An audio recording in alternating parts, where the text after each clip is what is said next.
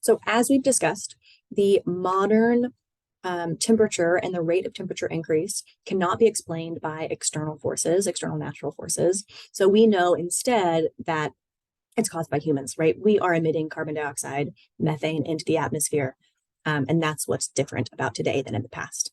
Now, even though the source of the warming is different today than it is in the past, that doesn't mean we can't learn anything about the past, right? We can still look at events in the past and say, or figure out, when carbon dioxide was at this level before, what did it look like? What were the rates before? How long did it take Earth to rebound from these extreme events, right? So we can learn a lot from the geologic past. So we're going to look at a few past analogs. And we're going to look at the past analogs over the last 65 million years. So during the Cenozoic warm periods. Looking at this graph, the x-axis is time. So modern day is over here on the right at 0 million years before present. And as you read to the left, you go all the way back to 65 million years before present. The y-axis, so that red line, is showing you global surface temperature, difference from present. So, right, obviously, for the vast majority of the Cenozoic, Earth was actually a lot warmer than today. And at the peak of it, reaching about 17 degrees Celsius warmer than today. That is incredibly hot. Right, so we can learn from these past incredibly hot periods. The period we're going to talk about most is the Paleocene-Eocene thermal maximum, right, that occurred about 55 million years ago. And you can see during that time, temperature skyrocketed very, very quickly. It's the hottest it's ever been during the Cenozoic, and the rate of temperature increase was very extreme. So, right, if the rate of increase was very extreme, it makes sense that we can compare what's happening today to what happened then and see what is possible. So during the Paleocene-Eocene thermal maximum, Earth warmed about 5 degrees Celsius over 15 to 20,000 years. So just as a reminder, Earth has warmed about 1 degree Celsius in modern times, which is not as much as the Petm. However, we've done it in about 100 years, right? So the rate at which we're warming today is much, much faster than the Petm, right? But we can look back at the Petm and say, well, what will happen if, right, we warm Earth this much? What is that maximum extreme of what the Earth can look like? And we know that during that time, sea level was much, much higher. Looking at this map, you can see that large swaths of the continents were totally covered in water. We also know that there was basically no ice on Earth, right? Even at extreme latitudes. So even at the North Pole in the Arctic, there wasn't any ice there. We actually find fossils of crocodiles and palm trees in the Arctic during the Paleocene-Eocene thermal maximum. We know both of those organisms require like tropic-like conditions. So that is how extreme Earth can get, right? Earth can basically turn into just a hothouse, right, global scale. We know by looking at these records that the Petm was caused by a massive greenhouse gas release from methane hydrates. Remember that methane hydrates are basically permafrost on the ocean floor, right? So that's frozen greenhouse gases preserved on the ocean floor. And when the ocean warms, it melts the ocean floor, causing those methane hydrates and other greenhouse gases to be released up to the atmosphere.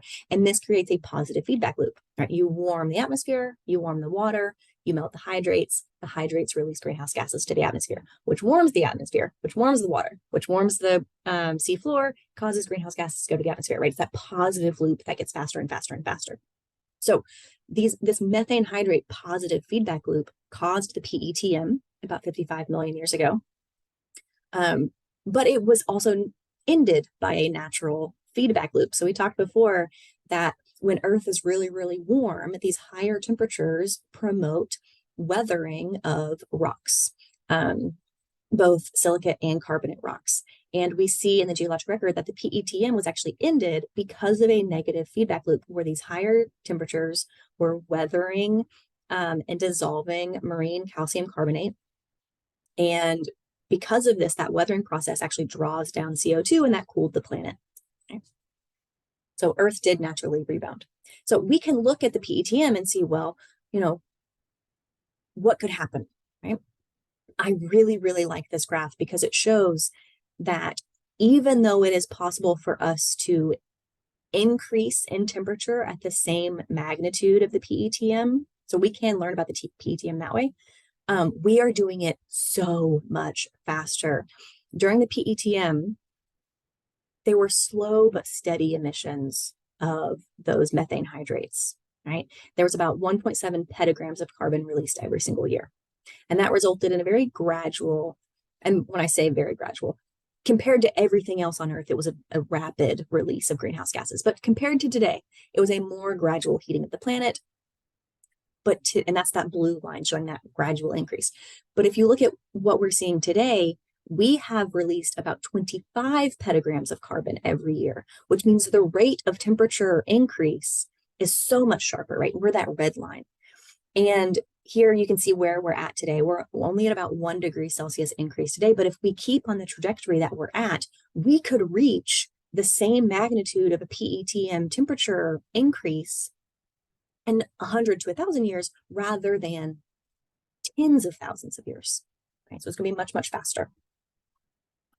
But we could still get to that extreme.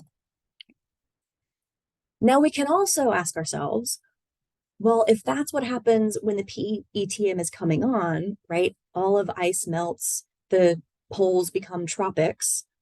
Well, how long does it take for Earth to rebound after that, right? Once those natural negative feedback loops kick in, how long does it take Earth to rebound to go back to, right, normal at the time? And we see that it takes over 150,000 years.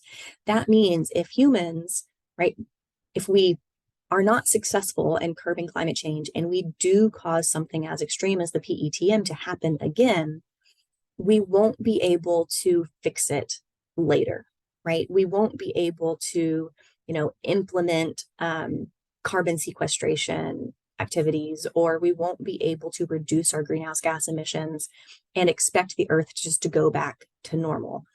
No, that takes a very long time, right? 150,000 years during the last time this happened during the PETM, which is why we need to change our actions now, right? This isn't something that we can wait on. This is something that we need to take very drastic changes now.